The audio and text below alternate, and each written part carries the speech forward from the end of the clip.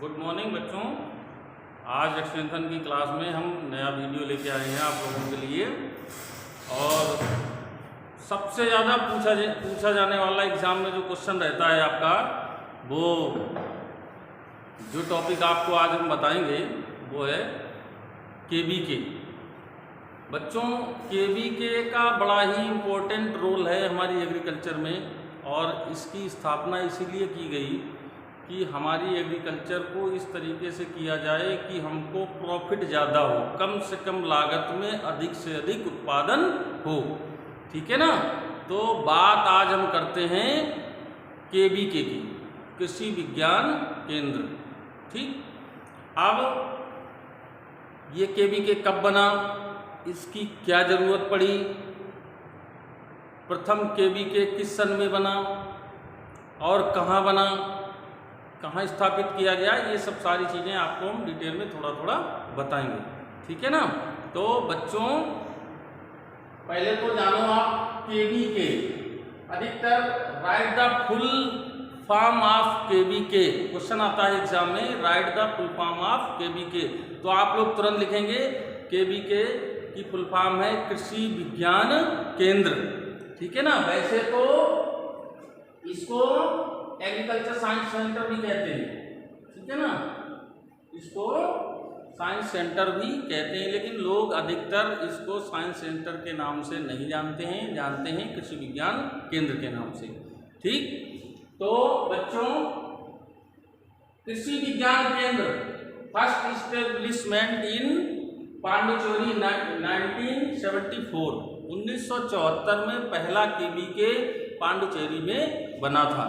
और किसके अंडर बना था वो मैं बताऊंगा आप लोगों को। ये कोयम्बटूर में तमिलनाडु एग्रीकल्चर यूनिवर्सिटी है, तमिलनाडु एग्रीकल्चर यूनिवर्सिटी के अंतर्गत इस केवीके की स्थापना की गई थी। ठीक है ना। अच्छा, अब इसी को साइंस सेंटर भी कहते हैं। क्या कहते हैं? साइंस सेंटर, जैसा कि आपको हमने पहले बताया। एंड अब इसका क्या कार्य है? केवीके की स्थापना हो गई, बना दिया गया केवीके, लेकिन इसका कार्य क्या रह गया केवीके का, वो मैं आप लोगों को बताऊंगा। इसका कार्य है farm science centre, science and technology led growth leading to enhanced productivity, profitability and sustainability of agriculture. मतलब इसका मेन कार्य क्या है? मेन कार्य ये है कि नई तकनीकियों से इस प्रकार खेती करना जो खेती से अधिक उत्पादन हो, प्रॉफिट अधिक से अधिक हो और लागत कम से कम लगाई जा सके। ये इसका मेन रोल है। और सस्टेनेबिलिटी ऑफ एग्रीकल्चर, एग्रीकल्चर कृषि को किस तरीके से करना है? सस्टेनेबल तरीके से करना है। ठीक है ना। अच्छा, अब बात करते हैं इसकी एक्टिविटीज क्या हैं। क्या एक्टिविटीज हैं, क्या क्या कार्य करता है ये? तो इसकी एक्टिविटीज हैं, number 1 on the farm testing. On the farm testing, KVK के लोग किसानों के फार्म पर जाते हैं और उनके फार्म की सॉइल टेस्टिंग करते हैं, मृदा परीक्षण जिसको कहते हैं। आप लोगों को बच्चों बता दूं कि हमारे किसान, आज भी बहुत सारे किसान ऐसे हैं जो ट्रेडिशनल तरीके से खेती करते हैं। ट्रेडिशनल तरीके से खेती करने का क्या मतलब है कि जैसा आपने एक शब्द सुना होगा, गांव में अक्सर बोला जाता है भेड़ चाल। भेड़ चाल का पूरा आपको हम डिटेल बताते हैं, है क्या भेड़ चाल। भेड़ चाल बच्चों ये है कि अगर एक भेड़ एक रोड को क्रॉस करना स्टार्ट कर देती है तो उसके झुंड में जितनी सारी भेड़ें होती हैं बस उसी रास्ते से ही अपने आप को क्रॉस करना स्टार्ट कर देती हैं। यही हाल हमारे किसानों का है। अगर हमारा किसान सपोज दैट गेहूं की क्रॉप लगा रहा है खेत में और एक किसान ने यूरिया खाद दी है, फर्टिलाइजर दिया है, तो सारे किसान यूरिया फर्टिलाइजर ही देंगे। जिंक डाल दिया किसी ने तो जिंक डाल देंगे, पोटाश दे दिया तो पोटाश डाल देंगे। ठीक है ना। क्यों? क्योंकि उनको भेड़ चाल से खेती करना, ट्रेडिशनल तरीके से उनको पता ही नहीं है। और होना क्या चाहिए कि हमें अपने फार्म की सॉइल टेस्टिंग करवाना चाहिए। मृदा परीक्षण करवाना चाहिए, जिससे कि हमको पता चले कि हमारी मृदा में पोटाश की कमी है या नहीं है, जिंक की कमी है या नहीं है। अगर है तो हम उस चीज़ की पूर्ति करें।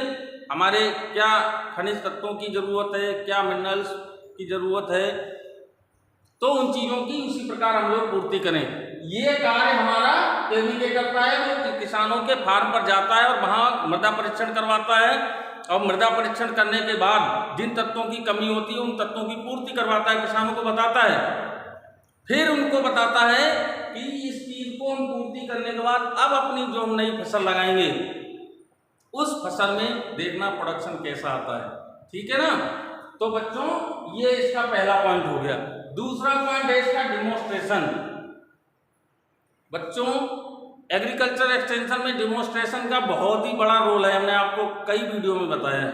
डिमोन्स्ट्रेशन से व्यक्ति को समझने में देरी नहीं लगती है कि क्या चीज़ सही है क्या चीज़ गलत है। सपोज दैट हमने यही सॉइल टेस्टिंग ही करवाई, आपके फार्म पे गए और हमने मृदा परीक्षण करवाया, जिस तत्व की कमी थी उस तत्व की पूर्ति कर दी हमने, और पूर्ति करने के बाद फिर हमने कोई क्रॉप लगाई। और एक व्यक्ति ऐसा है जिसने अपनी सॉइल टेस्टिंग नहीं करवाई, जिस प्रकार से फर्टिलाइजर और खादों का उपयोग कर रहा है उसी प्रकार कर रहा है। अब उन दोनों का प्रोडक्शन देखा हमने, उन दोनों का प्रोडक्शन का मिलान किया और उनका डेमोन्स्ट्रेशन किया, प्रदर्शन किया, दिखाया कि इसमें ये टेस्टिंग हुई और इसमें ये बगैर टेस्टिंग का है।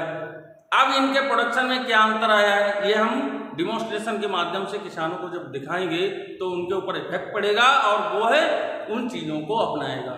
ठीक है ना। ये हो गया दूसरा पॉइंट। अब बात करते हैं हम तीसरे पॉइंट की। तीसरे पॉइंट में है कैपेसिटी डेवलपमेंट ऑफ फार्मर्स। किसानों की क्षमता को डेवलपमेंट करना, उनकी क्या क्षमताएं हैं, किसान किस कार्य को किस ढंग से कर सकता है, ये हमारा केवीके बताता है। केवीके के साइंटिस्ट जाते हैं, बताते हैं किसानों को इस तरीके से करो, ऐसे करो, आपके अंदर ये कैपेसिटी है, इसको आप कर सकते हैं। तो ये इसका तीसरा पॉइंट हो गया। अब चौथा पॉइंट है provide farm advisory, provide farm advisories using ICT। ये क्या करता है, प्रोवाइड करवाता है एडवाइजरी, प्रोवाइड करवाता है किस चीज़ की, new innovation, new ideas, new technology, इनकी एडवाइजरी जारी करता है, बताता है, लोगों को समझाता है। किसके माध्यम से, ICT की फुल फॉर्म होती है बच्चों इंफॉर्मेशन कम्युनिकेशन टेक्नोलॉजी। ठीक है ना। तो ये ICT के माध्यम से किसानों को क्या करता है, एडवाइजरी अपनी प्रोवाइड करवाता है। ये इसके 4 पॉइंट हो गए जो मेन है, वो हमने आपको बता दिए। अब बात करते हैं कि इस समय कितने केवीके हमारे इंडिया में चल रहे हैं, कितने केवीके हैं। तो हमारे इंडिया में केवीके की कितनी संख्या है बच्चों, इस समय हमारे केवीके की संख्या, जो अभी डाटा पेश किया था हमारी गवर्नमेंट ने हमको बताया था, जो डाटा दिए थे टिल जुलाई 2020 तक इस समय 721 केवीके हमारे इंडिया में हैं। ठीक है ना। तो ये हो गई केवीके की संख्या। तो बच्चों आपको हमने बताया कि हमारे इस समय इंडिया में कितने केवीकेज हैं, तो उनकी हमने संख्या बताई 721 हैं। अब उनको हम अलग अलग से आपको डिफाइन करके बताएंगे कि किसके अंडर में कितने केवीके हैं। ये क्वेश्चन अधिकतर बच्चों पूछा जाता है ऑब्जेक्टिव क्वेश्चनों में कि total number of KVK in India, तो आप तुरंत लिख देंगे 721।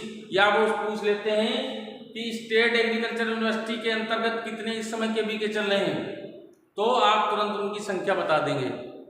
अब शुरुआत करते हैं ऑर्गेनाइजेशन, इसके अंतर्गत केवीके 2 भागों में हमने डिवाइड कर लिया है। अब हम बताते हैं आपको नंबर बाय नंबर। तो बच्चों स्टेट एग्रीकल्चर SAU लिखा है, इसका मतलब है स्टेट एग्रीकल्चरल यूनिवर्सिटी। इसके अंतर्गत 472 केवीके इस समय मौजूद हैं। कितने हैं, 472। अब बात करते हैं CAU सेंट्रल एग्रीकल्चरल यूनिवर्सिटी, इसके अंतर्गत 22 केवी के इस समय चल रहे हैं। ठीक है ना।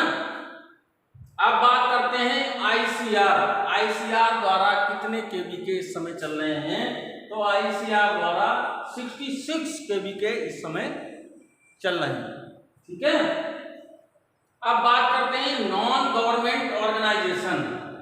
कुछ ऐसे केवी के भी हैं जो गवर्नमेंट द्वारा नहीं, नॉन गवर्नमेंट द्वारा, तमाम NGO हैं, NGO अपना चला रहे हैं, उनके द्वारा कितने केवी के चल रहे हैं? 104। ठीक। अब कुछ केवी के ऐसे भी चलते हैं पब्लिक सेक्टर अंडरटेकिंग, कुछ पब्लिक सेक्टर के द्वारा, भाई पब्लिक ने अपना एक केवी के बना के तैयार कर लिया है, उसका रजिस्ट्रेशन करा लिया है, उसके अंतर्गत कार्य करते हैं वो और किसानों की हेल्प करते हैं। तो पब्लिक सेक्टर अंडरटेकिंग केवी के हैं इस समय हमारे 3। कितने हैं? 3। अब स्टेट गवर्नमेंट, राज्य सरकार के अंतर्गत कितने केवी के चल रहे हैं इस समय? स्टेट गवर्नमेंट के अंतर्गत 38। ठीक। अब बात करते हैं सेंट्रल यूनिवर्सिटी।